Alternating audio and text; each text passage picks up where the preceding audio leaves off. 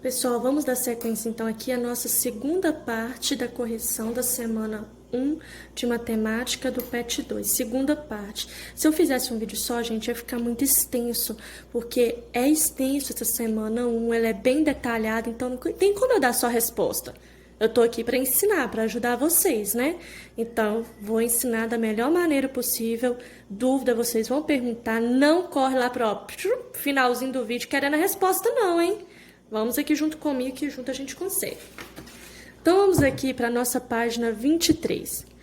Nós demos a pesquisa para vocês fazerem. Qual que foi o tema da nossa pesquisa? Coronavírus, público-alvo, adultos, número de participantes, 5. Questionamentos, nós demos 3 questões, né? A primeira, a qual família que pertence o coronavírus? Se as crianças são as mais vulneráveis e como que ele é transmitido. E nós temos as possíveis questões, que foi as alternativas sim, não ou talvez. Todas as nossas questões foram fechadas. Então, eu tenho o quê? Uma pesquisa. Nós aprendemos lá na aula com a professora, na videoaula. Nós temos uma pesquisa amostral,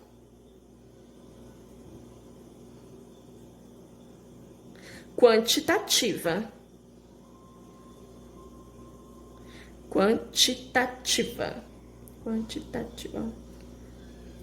Certo? Porque nós temos questões fechadas e trabalhamos ali com números. Então, aqui, olha, perguntou, olha, quando você vai fazer uma pesquisa, você não pode pensar em qualquer coisa.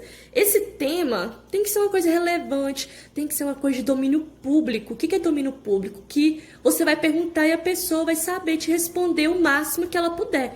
Mesmo que ela não saiba tudo, porque ninguém sabe tudo, mas ela tem já um prévio conhecimento daquele tema, isso é muito importante. Então, aqui, nós vamos passar, então, para a nossa pesquisa. Eu vou dar um exemplo para vocês de como que ficou a tabela. Olha só, aqui tem alguns questionamentos aqui. Esses questionamentos, gente, é para você entender o porquê que você tem que pensar bem antes de fazer uma pesquisa. A pergunta que você vai fazer, olha, o que você quer saber com esse tema? Essa população tem relação com o assunto? Por que eu não pedi vocês para perguntar criança? Porque talvez algumas crianças não saberiam responder. Agora, os adultos já têm um conhecimento prévio maior do que as crianças. Olha, as questões definidas permitem identificar aspectos sobre o tema? Vai conseguir responder aquilo que você quer? Então, aqui, eu fiz um exemplo de respostas, tá? Não quer dizer que isso aqui é correção, não. Isso aqui é porque nós vamos depois transformar essa tabela em um gráfico, eu vou ensinar vocês. Então, aqui, eu dei um exemplo, por exemplo, participante 1, na questão 1, a resposta dele foi sim. Na questão 2, sim. Na questão 3, sim. Participante 2 também respondeu sim na primeira questão, talvez na segunda e sim na terceira. Isso aqui era o que era para você fazer, entendeu? Preencher com essas respostas. Lembrando que lá no seu caderno tem que ter o nome dos participantes e tem que ter lá direitinho tudo anotado, o nome deles e a resposta deles.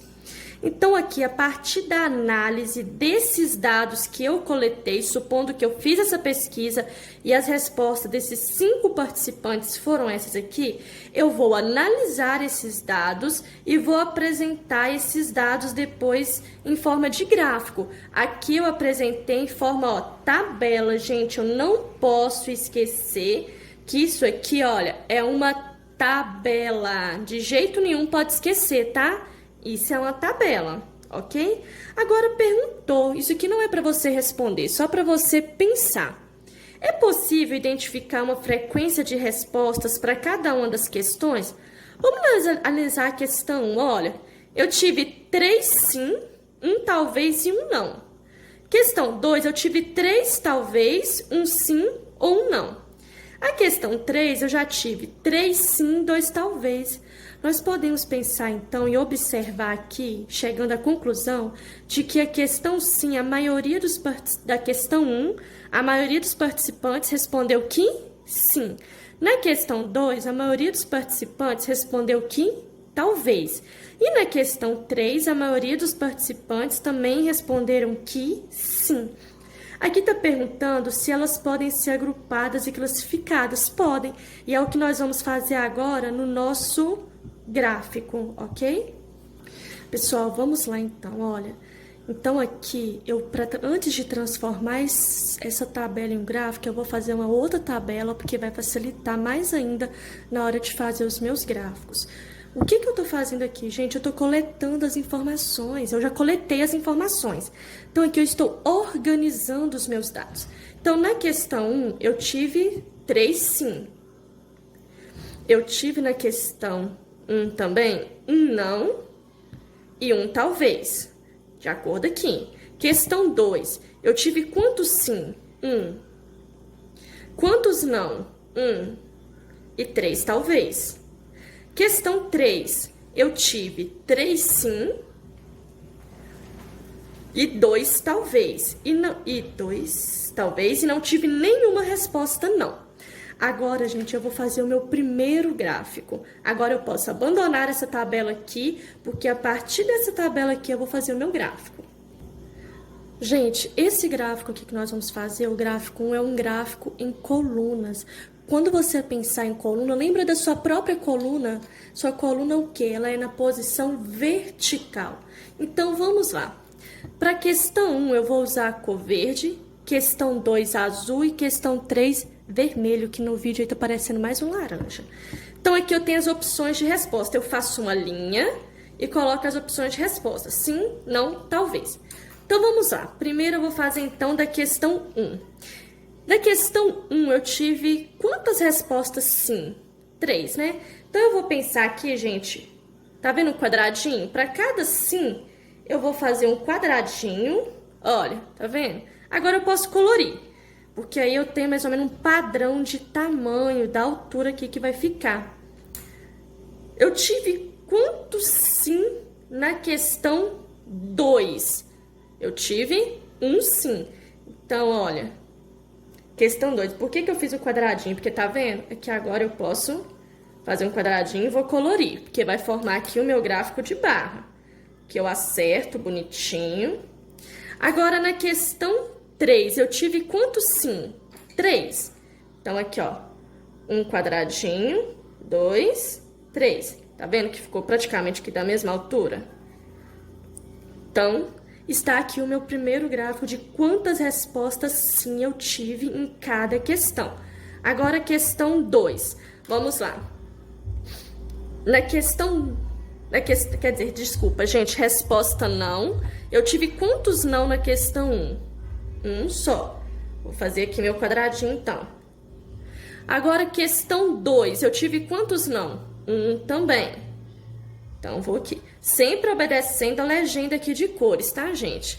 E na questão 3, eu tive quantos não? Nenhum. O que eu posso fazer? Só um risquinho aqui, ó, para identificar.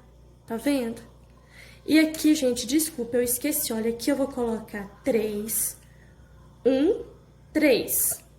Aqui eu vou colocar 1 e 0. Vou colocar a quantidade aqui.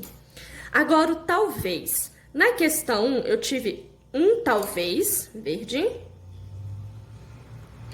Na questão 2, eu tive 3.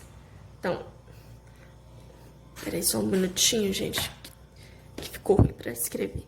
1, 2, 3. Então, tá aqui, 3. E agora, na questão 2, na questão 3, eu tive 2 respostas, talvez. Então, aqui, olha, vou colocar, ó, 1, 3, 2. Então, aqui, gente, eu organizei, eu agrupei todas as respostas 1, as respostas não e a resposta talvez. Eu organizei os meus dados em forma de gráfico. Esse aqui é o primeiro modelo do gráfico para vocês aprenderem, tá bom?